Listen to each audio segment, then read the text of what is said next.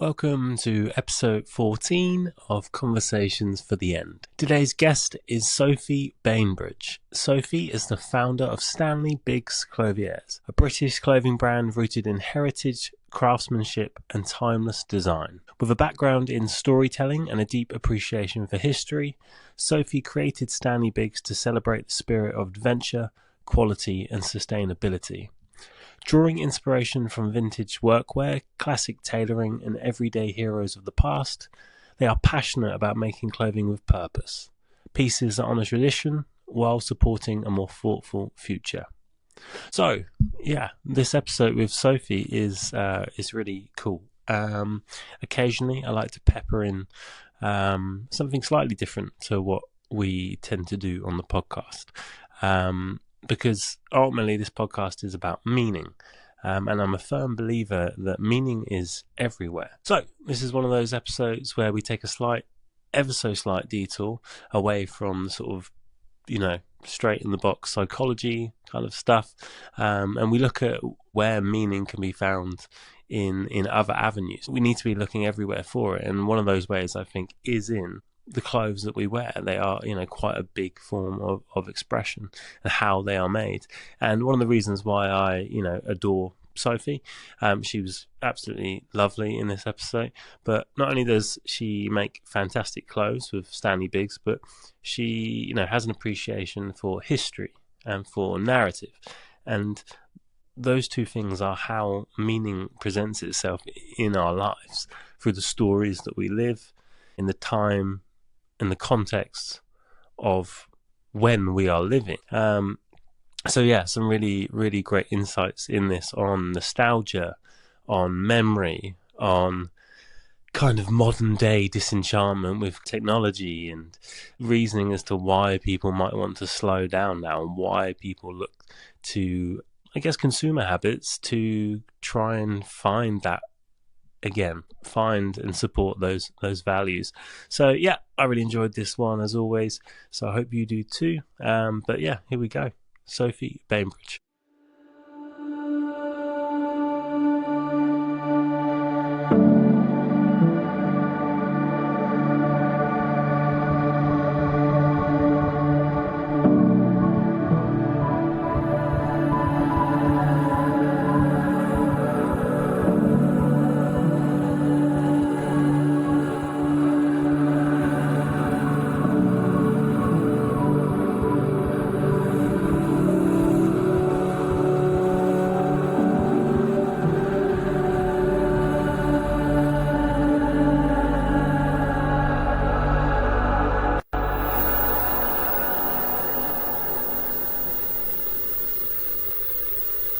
Sophie, welcome to the show.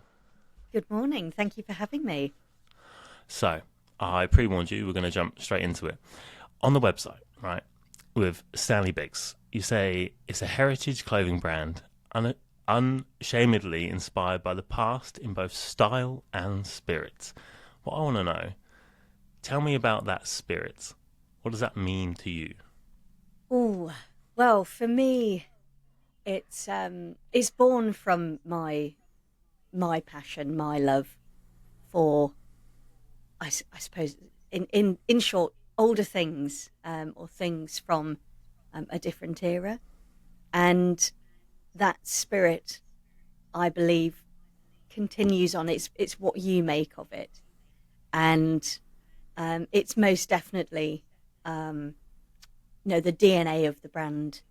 If you were to, sort of snap it as a stick of rock, you'd just have, sort of bygone era all the way through. And it's very much what I believe. So the spirit runs through me, I suppose. And and that's I think for myself, the brand is about sort of celebrating the aspects of the past.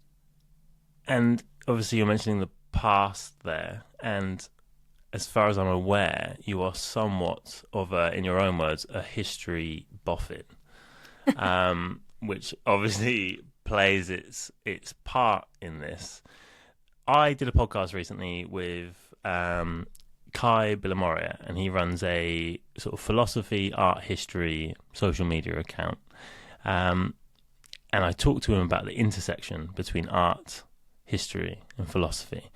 And he said passionately that this was the key reason for him starting the account. And it was this idea of understanding a piece of art within the time period that it was made, sort of acts as like a keyhole into this whole other world of sort of context around why a piece of art is the way it is, not only from the past, the reason why the art was shaped that way, and then sort of how it then moves into the future.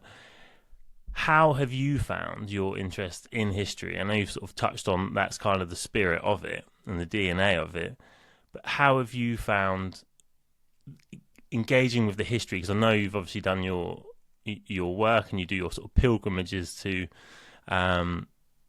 Stanley Biggs is grave, and it's obviously a big part of what you do. How have you found history has informed the creation of these clothes? Well, And I will add as well the creative process. Sorry, yes. inform the clothes, but the creative process as well. Yes, I was going to say that there's probably a two-pronged approach where history inspires or influences. So there's the design aspect, so the actual physical creation of a garment, whatever it might be. It could be the trousers or t-shirt or jacket, cap. And then that element of almost going back in time, seeing what it is that we want to pick up on. So you've got the actual, what does it look like? How is it cut? How is it made?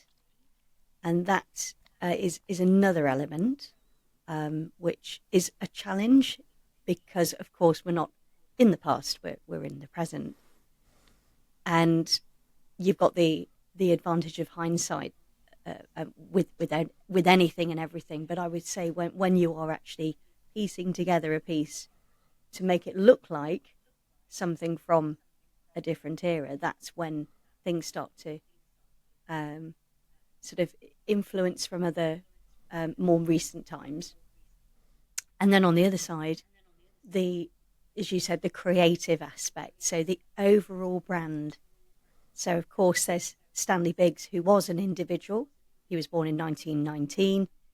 He's from a different era, and unfortunately, he didn't survive until beyond 1944. So he was of a very different generation and he never saw beyond that. So you've got that element. So as the individual, and then you've got this added layer where the creative element comes in. So our campaigns, how we model, how we present the clothing is very heavily inspired by not just history, but sort of the aesthetic of a more slowed down environment, a more natural environment as well. And then you've got that final element where we name everything after a historic person, historic place, or somewhere with significance. And in the UK, which we champion as much as we possibly can, we are a UK-based business. We make everything in the UK.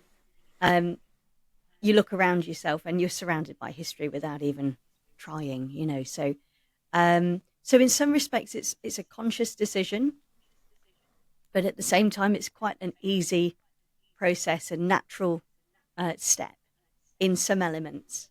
So how have I mean, there's a mix of, for my love for history. So as you said, I go on pilgrimages. I studied history at university, and before that, it was something I always was very aware of. And my grandfather was a fantastic storyteller, and he would tell these stories of the past. And if you look at the whole makeup of it, you're thinking, well, if I didn't go down that route, I think people would think it rather odd and unnatural for me to create a brand that hasn't got so many historic links and ties. Yeah, there's two things that spring to mind there. The first one I'll touch on is kind of, you're talking about bringing as much of the UK into obviously the process, into the branding, into everything.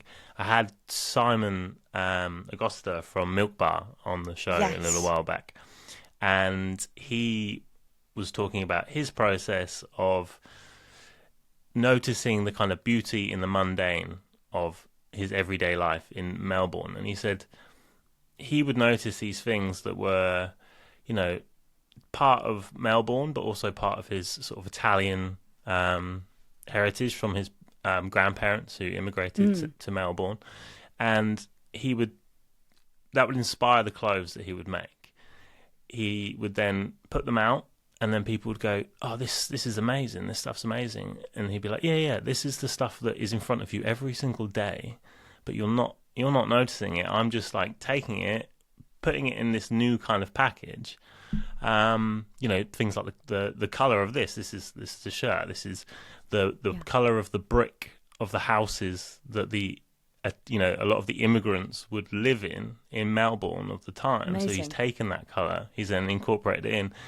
And it's linking into my next point. It's this idea of like built-in story, and I said to Simon on the show, I said, like, can a t-shirt inspire like awe and wonder and enchantment? And I genuinely believe it can. I think if there is, it can act as a symbol. A symbol is kind of a thing that embodies within it a deeper structure and a deeper meaning. And I think when people like yourselves and Simon, make clothes beyond just being clothes, and they have this inherent narrative built into them, it really does inspire sort of more.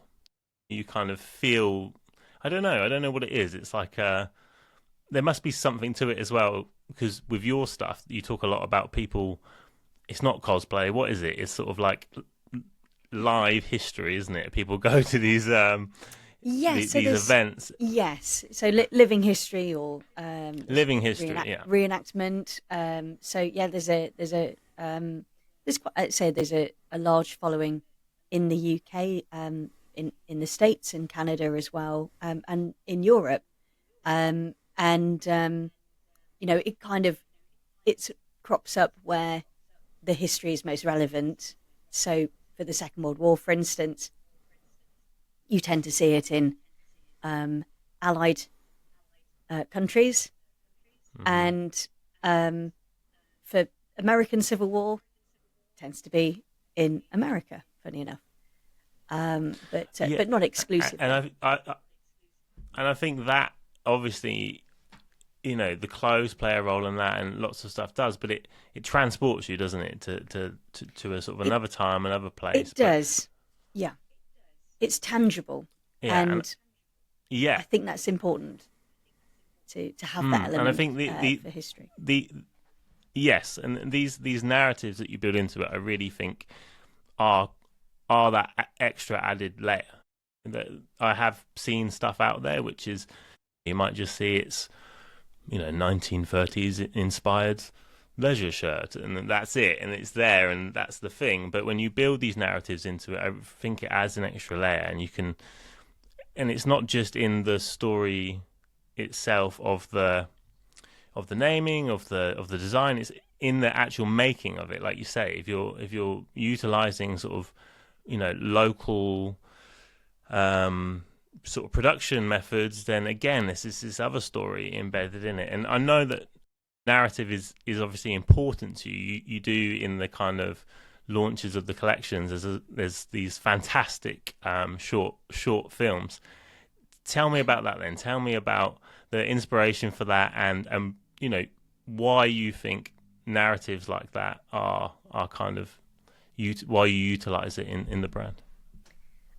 Well, I think there is there's always a there is always a narrative with any business, or successful business. So, and that is across the board. It doesn't need to be a clothing company. There's if there is a as you said earlier, a context. If there's a reason for something, and the best way for any marketing or sales, um, and it's I don't know if it's a hidden secret or an open secret, but people I think sometimes forget the best way to show people how good something is to show them and to put it into a environment that yes it's controlled, and yes okay it might be a fictional environment like we tend to do, where there's a storyline, and there's a character etc, and something happens to that character and you follow that character. But before you know it, you're following that character and you're bought in, and you're able to go, I've been in that situation, or I can liken that situation to a situation I've been in. So all of a sudden, all of these other senses are triggering when you're watching something, and you forget, you think, well, actually, it's a t-shirt ad or a clothing ad, or it's a fizzy drink, it's a bottle of whiskey, whatever it might be. You can't say to someone, it tastes great. You go, okay, fine. Or it feels amazing. You go, okay, I don't believe you. So you have to have, in my opinion, and I say in my opinion, I've just copied, the likes of Coca-Cola and Johnny Walker. I studied them for months on end, seeing what they did. And I thought, okay, well, I'm doing the same thing. Customers cannot, online in particular, and it's really important now to tell, I think, a story, to give a narrative, to give a purpose, to give a reason for someone to sit and watch something that you're telling them to engage all the other senses. So you're saying, how do you feel? What does this make you feel like? Do you have a sense of nostalgia? Do you have a memory that you can directly link to that? Or do you have, your own experiences? Do you have a desire for something? And it's all of those things that allows you to engage with that person, that viewer.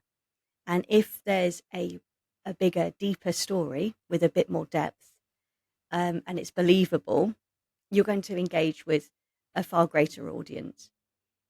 And it might be the case that Yeah. I know, obviously, you're very kind. You're a lover of our pair of trousers, but and I know you're wearing them at the minute, which is great. But how do I convince someone across the other side of the globe that may not necessarily be able to, sort of want to buy them and try them on and test them out? How do I convince that person? And it's about saying, well, what else are you interested in? I want to learn what you're interested in. And if they go, well, I love railways, I love old cars, I love travel, I love being with friends, I love comedy, I love drama, I love that camera angle, and it's something else, or that music, or whatever it might be, it's engaging them. So then you can say, while you're here, can you just take a look at the overall ensemble and what we're trying to do? And it's a very soft sell, I think, which I like, because ultimately it sells itself if you put it in the right context and right environment. Hmm.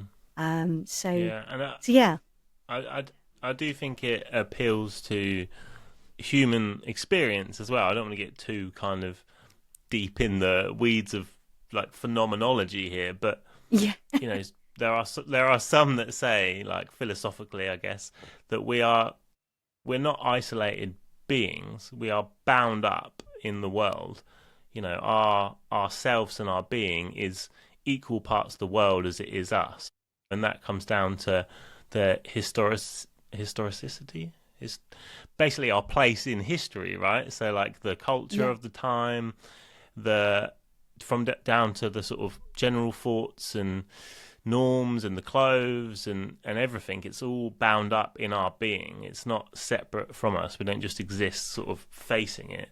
And I think when you tell stories through the design, through the production, through the naming of the product, through these short films, you bring all that in, and you show not only just show it, because I think you're being quite modest and saying, well, I've done what Coca-Cola have done, but there's a richness to it as well, especially when you're dealing with that kind of slower time, In terms of that, right, looking back to the past, how do you balance that relationship between nostalgia and the present times? I guess in the creative process, but also, I don't know, in your own. Obviously, it's part of your interests. A lot of people might be like, I think this is another thing Simon talks about. We sort of people will look back to the past and sometimes be like, oh, I wish it was like the good old days, and sort of romanticize it, when actually what they might mean is, oh, I wish I could just wear a suit. I wish I could just wear a suit more often. Yes. And they kind of, do you know what I mean? So how do you balance that? How do you recognize maybe things in the past that perhaps weren't as kosher, so to speak, as they are today, maybe weren't as sort of great, and the things that were? How does that work for you? Well, I mean, now I suppose it's a little more. Uh, People are a little more aware of, the good old days. It wasn't as good as. But then, as the older you get, the opinion of, oh well, it was better when I was younger, and that kind of thing. There's a balance. There's a natural balance, because ultimately you're always moving forward. So you're always in the present, and you're always looking back. You can't, you can consider forwards, but you don't really know what that's going to hold. But I think to have, and there's a very famous quote which I'm not even going to attempt to quote by line, because I can't actually remember it. But the essence of it is, if you don't know your history, you are doomed to repeat it. And I think people are becoming very aware of that now.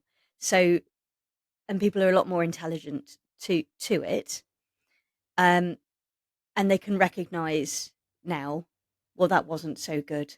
That was terrible. And, using the Second World War as an example, there are some individuals that say, it defined me and I became the best person I could possibly be. That doesn't mean that it was the best time. It was just the fact that they were themselves able to make the best out of themselves in most horrific circumstances and terrible circumstances. But at the same time, it's like, even now, not everything doesn't impact one person. And if that makes sense, I don't know. We're going very deep here. Yeah, I mean, I could have just said about some of the clothing. No, go deep. We're going deep. Yeah. So, but by that I mean, we're more aware now because we have these things, and we can see exactly what's happening live as it happens, in all of its unrefined chaos. 60, 70, 80 years ago and beyond, well, even less than that, so 20 years ago, 30 years ago, that wasn't really there. Things were told to you directly, normally after the event, or sort of within a few minutes after the event. And of course, you're not being pounded by everything that is happening, and everything happening to one person it just doesn't happen. You can't be in one place, every place all at one time. And I think the fact is that people are a little more intelligent to that now. People are saying, I've got to move away from my phone. I've got to shut down. I'm getting brain rot or whatever it is. that people are coining it. And I think that element, that belief, that mindset is very akin to needing to slow down and having a slower time. And that, in terms of nostalgia, that is actually, I think, what a lot of people are wanting now. A lot of people, my generation, they're concerned by their children being on, screens all the time at school, at home, whatever way. Whether it's a parenting choice or an educational choice, it's there. But how do you monitor that? How do you manage that? And I think people are wanting to have. It's not just, oh well, it was better in my day. They are genuinely wanting a lifestyle that is a little slower. It's a little more genuine. It's a little more tangible, and it's more natural. It's sustainable. And all of these key words. You think, oh, okay, this is why it trickles down into businesses and their marketing and their approach. And I've always been very conscious of saying those things because they are keywords. They're just sort of hanging around. But there are other businesses that are genuinely wanting to do that because there's a genuine desire within the founder to want the same thing as what those individuals want. But in regards to balancing it, I think the main example I can give you is actually the making of a garment, because there were some ways that have just been improved over the years. There's methods, and you see that in anything, in technology, in automotive, in any side of things.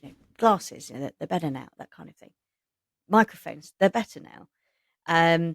So we've got this huge advantage where we can look back and go, well, we like that, and that, or I like that part of that design, but that didn't work. Can we merge these together and use what we now know and create something that is more longer living, that is more sustainable, but has those same design elements, which are also stylish. They're not fashionable. They will go in and out because fashion is, it's like trying to hold a, sort of plastic bag of water. It's so changeable. So if you find something that is timeless, and that, I think that's the element, that is it. You think, well, okay, it's timeless because it picks in from the 1960s, from the 1980s, from today, from the 1930s. And you've got all of this combination of all of the good things in one piece of clothing, or one brand, or one technology. Anyway, I ramble. No. You haven't rambled. It's good, and actually quite a similar frame of mind to Simon from Milk Bar. Again, I've referenced him because you're the two fashion people that I've had on. But it's that he said something similar. This idea of we look back and we should be seeing what worked, like you say, what was kind of timeless, and what could be lost that we think shouldn't be lost, and we take that and then we acknowledge the things that maybe weren't great, and be that sort of cultural values, or like you say, the stitching of a garment. And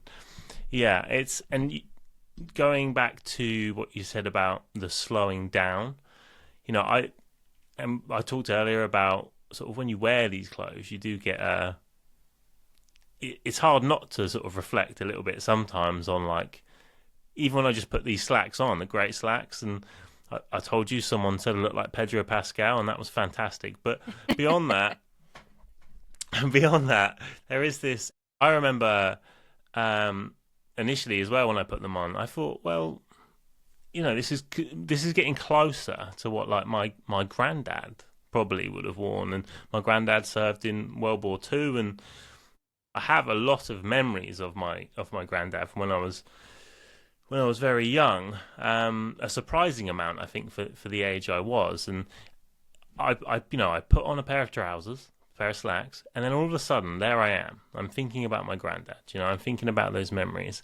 I'm then like reflecting on something again, not just the memories, but something I found out recently, which was like this document that said basically described why he got a medal in World War Two, and it was pretty wild stuff. It was like he overtook a machine gun bunker and ended the lives of 3 people on his own. And all of that, the memories of him like holding me. We had this little in like when the wind blows, there's these. You used to get these like old kind of things that would like move in the wind, like little. Yes. Like there'd be like a windmill, things like that. Yes. Yeah. So this one was like two fellas chopping a log, and I have that as like a cool memory. Him holding me with this, but then at the same time, I'm getting him as 18 years old in World War Two doing extraordinary feats, right? And that's all coming from putting on a pair of trousers. Now, people might be like, it's not that deep, but like it happened, I had that experience. And yeah, I think that's kind of interesting, the way items can affect memory, especially when they are kind of holding history. What are your thoughts on that, items and memory? How does that work for you? Yeah, absolutely. I think I may have touched on this a little before we started recording, when I said it's things are tangible, and if you make something tangible, and it could be a memory, it could be using all of those other senses, and Coca-Cola does this all the time. I know I keep referring to Coca-Cola, but they are kind of Guinness do this as well. I'm not a drinks fiend, by the way, but I thought, well, if they can sell a drink online, then I will adopt what they do to sell an item of clothing that you can't yet touch or smell or feel, that kind of thing. So to be able to engage people with, with a direct memory of a loved one is one of the most powerful things I think you could possibly engage, with a customer with. But there are other elements that you can touch upon. So if someone says, well, that's a bit deep, and yes, it might be that a small percentage, such as yourself, will have that engagement with an item of clothing. Others might just say, like the passerbys, oh, that's Pedro Pascal. Why is it Pedro Pascal? How is it?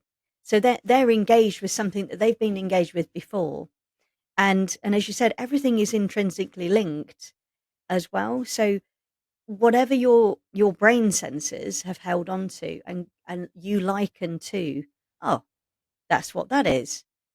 And that is then that person's interpretation of your clothing, which amazes me. It never ceases to amaze me what the different types of individuals that engage with the brand, and they see so many different things, and it's very much, I think, because they have a sense of nostalgia or a memory or a previous experience that they can liken and link to. So I think it's. I mean, I love it. I talk about this all day. So. Yeah, and I think the other thing I was thinking there, you say people have these different kind of interpretations, different responses when they see the clothes, and obviously that must in itself facilitate some sort of varied communities, more so in certain aspects of that. You're not going to get a community of people that all think I look like Pedro Pascal in the trousers, but you might get a community of people who orientate around nostalgia, which we've already touched on, and that I think is really cool. Things that can bring people together. Especially like you're talking about with our phones now. It's tempting to fall into the trap to think the world is on fire all the time, but it isn't. It just is thrown to us that way. And Mm. yeah, to have, like you say, items of clothing or whatever it may be that bring people together, I think is great. I mean, I'll give you one example. So I sell a few things on Vinted, like the next man, and selling a pair of trousers, not yours, don't worry, just because they didn't fit. And someone approached me, asked a few questions about the sizing and stuff because they were like custom, sort of, made to order. Um, and yeah, he was like, I don't know if the sizing is going to be right. And I just said, oh yeah, no worries, no worries. Here's a few other brands that I really like. Yours was in the list, and this person on this Vinted back and forth responds, oh yeah, I love Stanley Biggs. Like, we're kindred Oh, spirits in terms of our clothing choices. And if you can have a connection with a stranger over a Vinted sort of dialogue, that's, to me, that's enchantment. It's realizing that the world yes. isn't just dead out there. It's not grey and bland and Mm. and against you. There is whimsy and fun to be had in just like connecting with a stranger very briefly over the types of trousers you like and exchanging, Yes. other brands. He gave me a few back, and I was like, oh, brilliant, I've never heard of this. I'm going to go check some of this stuff out. And that fostering connection, I think, is fantastic. Tell me more then. Yes. If we run on that, the sort of, as things have developed, how have you found, to tell me more about the sort of community, I guess, that you sort of engage with the brand, and how that's been. You've had a Yeah. No, few cool things with, um it's Martin Sheen, isn't it? Martin Sheen, is it Martin Sheen? Michael Michael Sheen, Sheen. Oh, yeah, the Martin Sheen's great someone else, Welsh isn't it? dragon. Yes, Michael. So Oh, yeah, I got it wrong. Yeah, so tell me tell me a little bit about that and the community of people that were involved in that, but other stories about how you've connected with people through doing this through this that, brand. yes. Well, I mean, there's been some, uh, and I think this is actually harking back to what we've just mentioned as well about sort of getting that balance of the past and the present. If we did everything, if we were 100% authentic, we wouldn't be doing this. Um, you know, we wouldn't be online, and with an online store, which then is available to anyone in the world that has an internet connection. And if you don't have an internet connection, you can still, engage with us in other ways. It might be a bit harder now, but there is still that, sort of the offline approach. Um, but the online community, which is a Stanley Biggs global community, is it, honestly it blows my mind that 6 years ago I thought I don't want to work for anyone anymore. I want to do it for myself. Handed in my notice, and people said, well, "What are you going to do?" I said, "I don't know, just not this." that's that's all I know what I don't want to do. And to think now, 6 years later, we're having this discussion, and I'm, say, "Oh yeah, it's Michael Sheen actually," and um, and then there's a whole plethora of other customers that some I can tell you about, some I can't, but the complete opposite ends of the spectrum, of the scale of the whole thing. Genuinely, it just blows my mind that there are some individuals that you're thinking, if you looked at those two people, and if they, in comparison, and they said, "Oh, do you know this person?" They go, "No, no, no, not interested in." You're thinking, name one thing that you have in common, and it will be the fact that they're a Stanley Biggs customer. There'll be other things as well, but the fact is that Stanley Biggs exists there between those two people that probably wouldn't even meet or get on. And there's a number of high profile individuals, or sort of with a more elevated profile, um, like Michael Sheen. And you've then, I mean, I can say this because was he was televised wearing it. Not the most popular individual in the UK, but Michael Gove, at the same time as Michael Sheen, um, were, they're both customers, and they were both very supportive. And they um, Michael Gove was head to toe. Stanley, he also has a pair of trousers, but he was wearing a tie, for obviously all of the most disastrous announcements that the government he was part of was announcing. And Michael Sheen and Michael Gove are completely different individuals. Have different political beliefs. They probably, would get on, but professionally they would most definitely not. And um, and that is exactly at the same time. It's always like parallel universes. And then you have other elements. So you've got film and television kind of getting involved, and we were very fortunate quite early on, a few years ago, to be sort of chosen as a favoured brand for the protagonist, the main lead, in a fantastic adaptation of Agatha Christie's Why Didn't They Ask Evans, which was Hugh Laurie wrote and directed. I think it's actually his debut as a director, and that was the actor Will Poulter. So you think, well, almost like a pub quiz, how is Stanley Biggs linked to Marvel? And you can sort of go, well, Will Poulter wore this, and he was then cast as um, something. Was it Black Adam? I think it was, or something Adam. I can't remember now. But Yeah, I know the but one. yeah, so Yeah. we've had some really, yeah. I hate. I'm a bit more of a DC fan. Sorry, but but yeah. So in that regard, there's some amazing stories there, and then there's individuals that aren't in the spotlight, in the same way. And there was one gentleman, and I had this quite a large order come through, and it was large enough to make me be slightly concerned that it might be a maybe fraudulent. So I thought, well, even if it is, or even if it's not, it's worthy of a sort of a personal um, phone call. So I phoned the customer and just said, look, first I just want to just double check this was you that made this order, but thank you so much for supporting us in such a way. Is there, what's your story? Why have you made that choice?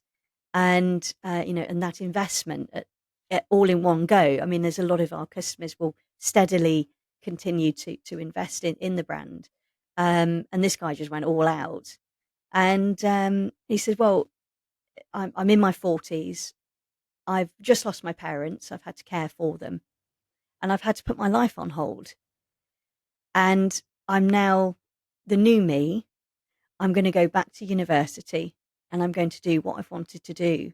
And I want to wear something that will enable me to feel that I can do that. And he chose Stanley Biggs for that. And, you just think, wow, okay. And it was such a humbling thing to hear. And you think, gosh, I just didn't expect it to be that impactful to some individuals. So as you said, um, it can be sort of several layers, several details. Some people go, "Oh, that's cool," yeah, I'd like to look like James Dean. You think, yeah, okay, cool, fantastic, please do. And then there's others that go, "Oh, I had this really amazing experience, and this reminds me of X, Y, Z." And another chap, he worked for Brough Superior, who were the motorbike manufacturers. And we had a jumper called the Brough. It's Nottingham based, so fairly local to where I was at the time. And he bought that jumper, not because he liked it, but because it was called Bruff. So there's so many little stories, and it could be, as I think this is the main point, is that you can be in the spotlight or not, and it any of those stories, it's just as important to me as, you know, Michael Sheen saying they're great, go and support them. And that was really lovely. But you saying the same thing, it's just as impactful for me. And I think sometimes as well, people think it's a little more genuine if it's from just an everyday Joe Blogs. But yeah, so Yeah, it's lovely. I Yeah, think I mean, I it's can go on that. all day about it. I love it. Oh, I think it's great, and I think that you know, becoming a part of someone else's story, because that gentleman that had put his life on hold, he's obviously sort of rebranded himself, but like he's obviously resonated with all these things we've been talking about how you approach the brand, how you approach creativity. He's brought that into his story, and then that goes on and it develops and sort of like branches off and might affect someone else. I think, yeah, that's a beautiful Mm. thing, right? And I don't think it would be possible. I don't think you probably would have got that order if you haven't taken the approach that you have in terms of sort of curating meaning through narrative and all these other things with the brand. So yeah, I think it's a beautiful, beautiful story. The second point I'm going to say is It's I need to lovely. find the picture of Michael Gove. Oh. Yeah, I need to find that Michael Gove picture to see if he too looks like Pedro Pascal. Might be possible.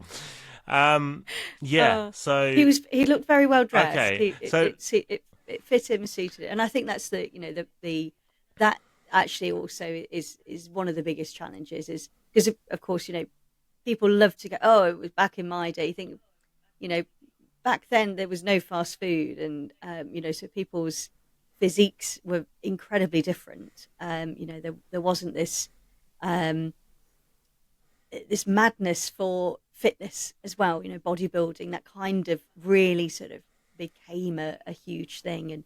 And it's having that understanding of making sure that people of various body types are able to enjoy and get out of the clothing whatever it is they want. So whether it's uh, Michael Gove, or that chap who wanted to start his life again, they're completely different body shapes. So, and mm, that's really, for me, that's where you need to start going. Okay, well, what is it? What is it today that we need to accommodate? But yeah, it's on. I think it was on a lot of news chat. I mean, it was all of the, you know, because I think he was education secretary at the time. So it's all the stuff that he was announcing that obviously didn't go down very well. So I shared it once, and then sorry, Mr. Gove, you can be a you can continue being a customer, but we'll not be yeah, sharing so that not anymore. not the best decisions for the country. Not the best decisions for the country, but he looks fantastic. So, yeah, no, look, I And he was think the message supporting a, there a is very that, small new brand. yeah, and the message has to be that it's for everyone, right? And however we connect with life, everyone, if we can find common ground in the things that we connect with, that's what we should focus on, right? Ultimately, whether it be Yes. a pair of beautiful, beautiful slacks or a crisp, cold glass of Coca Cola, whatever it is. But um, yeah, I think that's a good message. So, Sophie, where can people find you? Where can people find the brands? Tell us about that, and how can they see this beautiful stuff and hear more about the story? Well, so we do have a showroom. So our home, as it were, is in Newark-on-Trent, in Nottinghamshire. So not the American Newark. Um, and there you can visit there. The easiest way, quickest way, most convenient way is to head on to our website, which is stanleybiggs.co.uk. but we're also on all of the social media channels as well. So our handle for every one of those is at Stanley Biggs Clothiers, and so it's Facebook, Instagram, TikTok, even Pinterest as well. So if you like looking at sort of style inspiration and things, uh, you can head on over to any of those. We have a YouTube channel too, which we are going to be really progressing with this year, with new content, and that started with our film The Chase. So there's a whole range of content. So it's not just this is how you should wear something. It's working with other businesses. So there's an exciting collaboration coming soon with one other UK-based business. There's interviews with individuals, so people that I admire, and so they're musicians, for instance, and then there's also the sort of fictional style campaigns that we put together, and there's always a healthy trickle of that. So there's something there for anyone, So if you want to dip your toe into buying a pair of trousers or a t-shirt, that's the website's there for that. If you need some help or guidance, we're always on hand. And then of course, if you just want to enjoy something, sit back with a cup of coffee and learn something, you've got YouTube channel and our blog as well, so the Biggs Journal, which is on the website. So yeah, there's something for everyone. So it's not just about buying something to support a business. And I think that's the key thing. So that's why we have other things. Brilliant. I love the brand. I love the clothes. I love the message. You are a delight of a human being as well. So thank you for coming on today. I urge everyone to go check it out. But yeah, thanks so much. It's a pleasure. Thank you very much for having me, and thank you again for all of your support as well, Chris. This is really very kind of you to give me some of your time, and I wish you all the very best with the podcast. It's been a pleasure, Sophie. Thank you. Thank you.